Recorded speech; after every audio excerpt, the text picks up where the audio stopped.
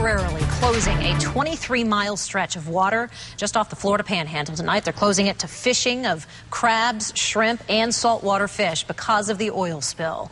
The closure went into effect just today and includes a portion of the coastal waters off Escambia County. Well, let's go ahead and take a live look from 5,000 feet below the surface of that BP oil spill. Meantime, the president made his fourth trip to the Gulf Coast today as his administration continues to push BP to capture more of the leaking oil and provide financial relief for those affected by the spill. His trip started in Gulfport, Mississippi, and that's where Jay Gray is standing by with the very latest.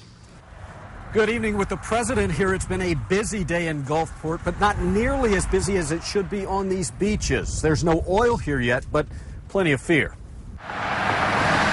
As his motorcade rushed along the beach highway in Gulfport, Mississippi, President Obama began a trip that many others just aren't making this year, a summer visit to the Gulf Coast. Normally, there are 3 boats that ferry vacationers to the national seashore at Ship Island. Right now, there are barely enough passengers for one. And people just generally are staying away from this region. The oil has stayed away to this point, but clearly the effects of the spill have not. It's really depressing. I mean, the people that run this and just everything, the tourism for Mississippi, I mean, a lot of people are suffering. That's one of the reasons the president is here. If people want to know what can they do to help folks down here, one of the best ways to help is to come down here and enjoy the outstanding hospitality. The White House continues to push BP to set up an independently managed compensation fund, a message President Obama shared with coastal business owners at a roundtable meeting. The president was also briefed on a new plan from BP, which indicates they could capture more than 50,000 barrels of oil a day from the leaking well by the end of this month, 60 to 80,000 barrels a day by mid-July.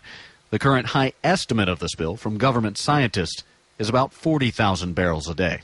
This afternoon, the president's tour continues in Alabama at a Coast Guard staging facility, then Barrier Islands affected by the oil.